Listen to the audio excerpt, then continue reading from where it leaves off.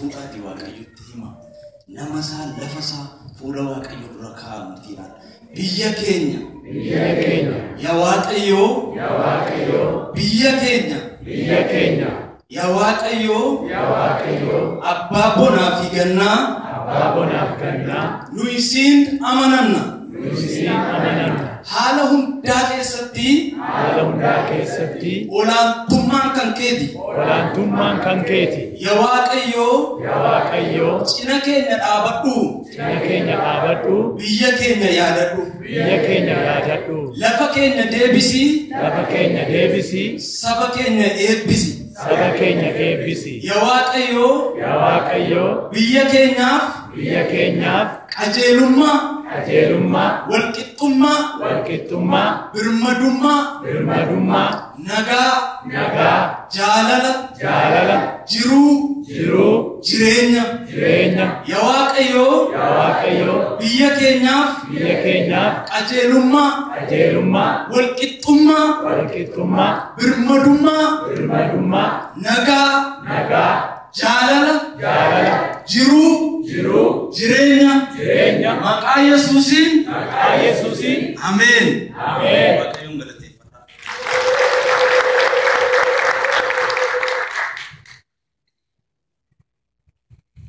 Biyya keenya biqilaa gubbaa taa'ee dhagaatu misoome qe'ee garraabiitu biyya keessaatti noome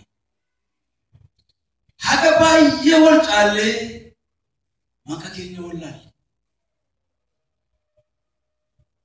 Ahaabii fi Izaabel hinaaffaan gubatanii Naabootiin ajjeesanii lafa isaa fudhatan. Eliyaas raajii Waaqaa mootichatti mul'ate qajeelummaa Waaqayyo gurra isaatti dubbate. Biqilaa dhangala'e akka galoo galaanaa cabsee boo'icha uwwee gubbaa sanaa caraana. Obboleessa fakkaatee shaanfoo namatti loosa. Qulqulluu galaafatee lubbuu namatti qoosa. Mootummaa Waaqayyoon hin sodaanne yookaan nyaatee quufee namarraan godaanne. Yoo mirga kee falmatte ija isaa duran teessu. Yoo dheessi ajjeeses amma titiisan geessu.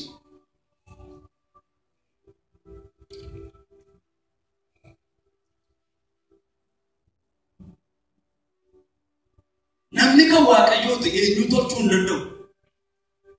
Tulluun Waaqayyoo mormuu namni kan Waaqayyooti eenyu tolchuu danda'a.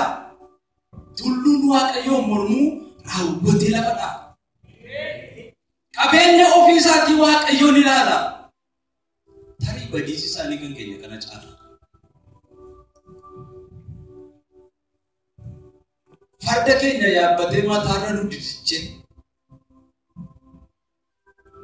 miidhamuu keenya ilaalee gammadee ililche. Mucha arfanuu keessaa rukutanii hodhanii horii dallaa duubaa nu godhani.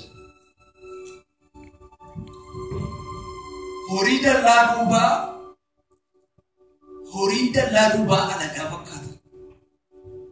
Lafa argee qabee bineensatu nyaata. Biyyatti kee baddee tiksituun seexanaa dhala namaa takkana. Gaafa bokkaa ulfaataan galaana oomishu bantii mukaatti ba'ees akkuma fooricu hunduu akkuma caameen gaafa dabaree saafaa Waaqa tokkicha malee maaltu teessoo irratti hafa.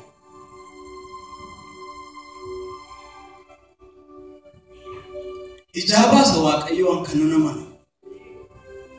Waaqayyo raawwatee nu dhiisu jedhama.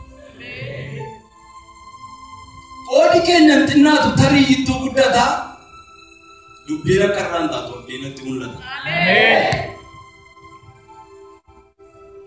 Biiftuu keenyatu ba'ee dukkana lafaa kaasa. Dhugaatu biyya dhaalee gatii namootaa baasa. Guyyaan itti dagannu imimmaan haadhaaf akkoo hin dhufa guyyaa tokko.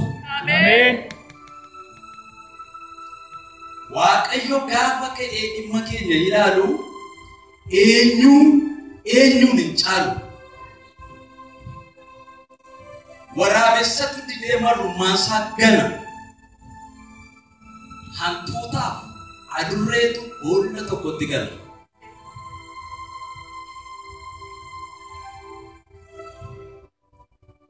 Biiftuu nagaan arginaa faarfannaa galataatiin kanaa nutti darbina. Inni hundumaaf biraa guyyaan waaqayyoo jira. Ameen.